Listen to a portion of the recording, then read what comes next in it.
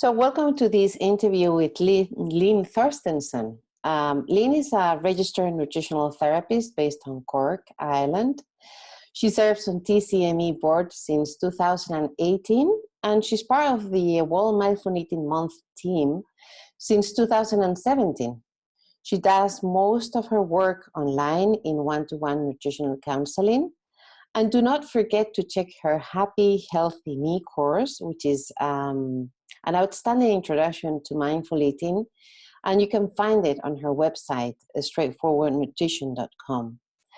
On top of all of that, she's a dog and nature lover who is trying to get back to her formal meditation practice constantly.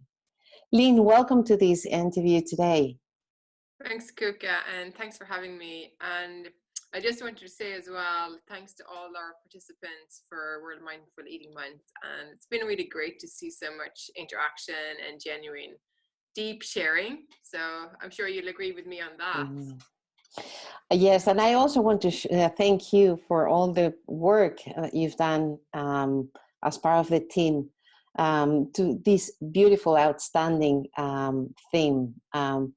Because the theme this year is cultivating your mindful eating practice, planting the seeds of self-compassion. So what that means for you, Linn?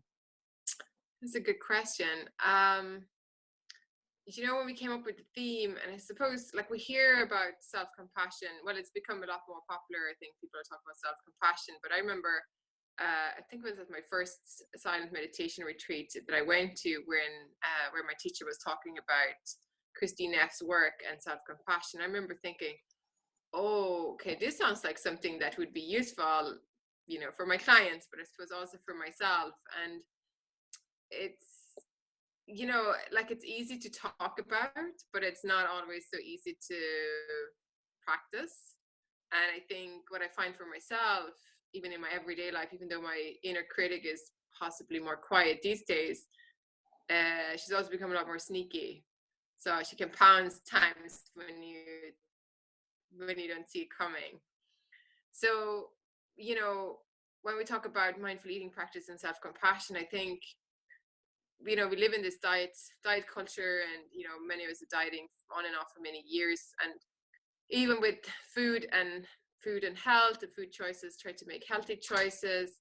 There's so many rules that is put upon us of what we should and shouldn't be eating, which tends to be changing all the time, that we then feel like good or bad, depending on what the choice if we're making. If we value ourselves, either if we're not valuing our own self-worth, depending on what the numbers on the scale shows, we may do it so through the food choices we're making. So I think bringing self-compassion in is really important as we're navigating the healing paths to heal our relationship with food and eating in our bodies. Yeah, because there's so much harness accompanying diets, isn't it? Harness in the way that we treat our bodies and the way we treat ourselves and talk to ourselves, isn't it? Yeah, and you know what I also find with self-compassion, or compassion in, you know, self-compassion, I suppose, is like, it's this, there's this myth that we need to like smash to pieces, that it's like if we're being kind to ourselves, we're letting ourselves off the hook.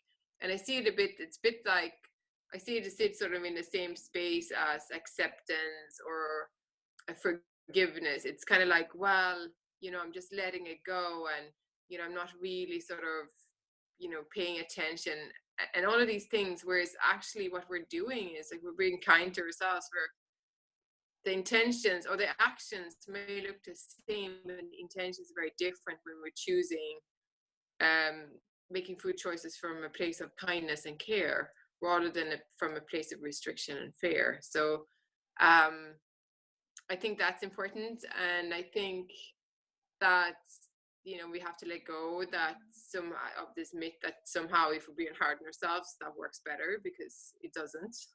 Like the research, I think it was Brené Brown who said, there is no research showing that shaming yourself will work. So, but there is plenty of research popping up showing that self-compassion really works.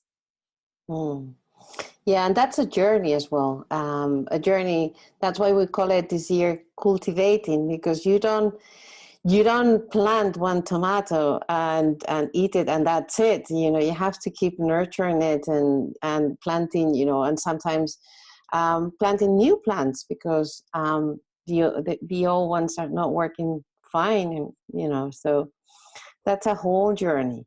It's a life journey, I isn't think, it?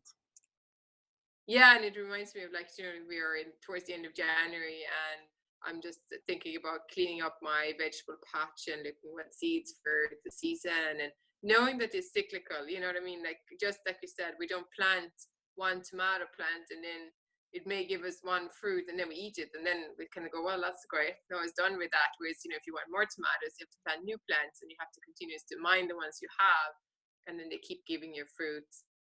It's Mm. important as well, where we're doing all this work on ourselves, that, you know, we don't just turn it into another project, that we also pause, enjoy the process itself, but also in between take some sort of break to enjoy the fruits of our labor, you know. So Mm. it's not, I think we can get stuck as well on the, I know that for myself, like you get stuck in this continuous self-improvement journey, and then really what you're stuck in then is just the same kind of I'm not enough feeling. So there's a balance on those. Sure, you can Balance. identify with that too. Yeah. Yeah, balance. That's, you know, we need that in big quantities in our lives, you know, this all or nothing mentality. Sometimes it's a very difficult one to cope with. So I'm going to ask you now if you can share kind of a meditation or a reading or a video, something that it has or helps you regularly to connect back with those seeds, to water those seeds of self-compassion. Something that you, so far in your practice path, you found out that is what it helps you to come best onto your feet and self-compassion attitude.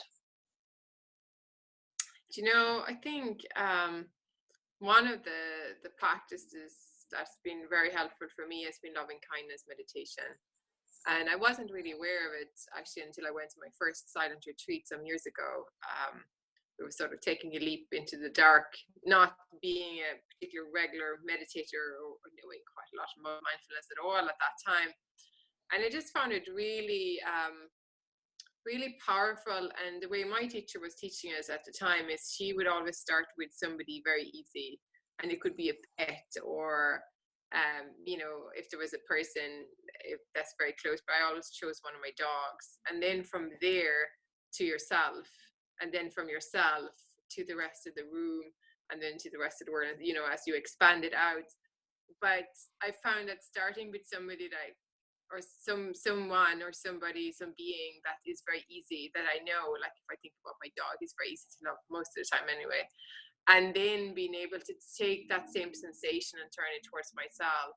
And for me, even when I do, like when I feel, when I catch myself say being really hard on myself, like putting my heart, my hand on my heart and my chest is Mm. very helpful for me. Like, and I might also do it sometimes if I'm talking with somebody and they're sharing like some real hard stuff, and I just find myself putting my hand on my heart and go, oh, this is, you know, this is hard. But that's a very self-soothing gesture for me.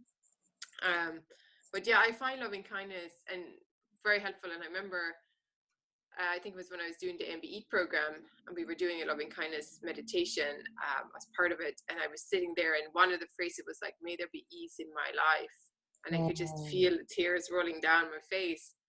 And it's like some of those phrases at certain times can be so powerful, and just wishing these things for ourselves, I think, brings us back to that sort of self of, you know, self-compassion, that it's okay and it's not selfish, that we're just giving ourselves a space to be there for ourselves. So for me, if I can do it and put my hand on my heart, that just, that sort of, that makes it more embodied, if you like. And it's just like a kind of a Mm. soft gesture that I'm showing myself that, you know, it's okay, we can, I can take care of you, or, you know, we're in this Mm. together. So I think that has been something really powerful. And then connecting it outwards and feeling like a sense of open heartedness, and that you can sort of, you know, wishing well for other people or for Mm. for the world. And what That was feels that quite powerful. sentence? What was that sentence from Thich Nhat Hanh that you shared with me? What Yeah, it so there's said? another one, and I really like Thich Nhat Hanh's teachings as well. I'm not too sort of wedded to any one sort of meditation teacher. I like Tarbuck's work a lot, and I like some of Pema Chodron's work a lot, and Thich Nhat Hanh's practices as well. And I like some of his practices that are very close to nature and how he's practiced. So there's a phrase or a quote I came across of his some years ago, and I've used it sometimes, and I think it fits really well with mindful eating. And it says, "In this food, I clearly see the universe supporting my existence." And I've had some powerful experience with clients as well, where we discussed, you know, food being supportive of your life. Whereas, you know, we're very concerned of making choices that are going to impact our bodies in one way or the other, making it smaller or bigger or whatever, but that we have to eat because it's sustenance for living and for being. And that can be actually a big revelation for people sometimes. And if I think about it like that, or, you know, you pick up the apple or even the cake or whatever it is you're eating, and you think about all the people and all the elements have been involved in bringing it to you, and that you have the opportunity to eat it and ingest it, and that you're doing something for your body, it becomes a really beautiful way to see all the interconnections that we have with each other in life. It does. Hearing your words just nurtures me. Well, thank you so much, Linn, for your time today. Thank you for all the work that you're doing, not just for World Mindful Eating Month, but also for TCME. And looking forward to seeing more of your work over the next year. Thank you so Thanks, much. Kika, and thanks for all you do. Bye. Bye.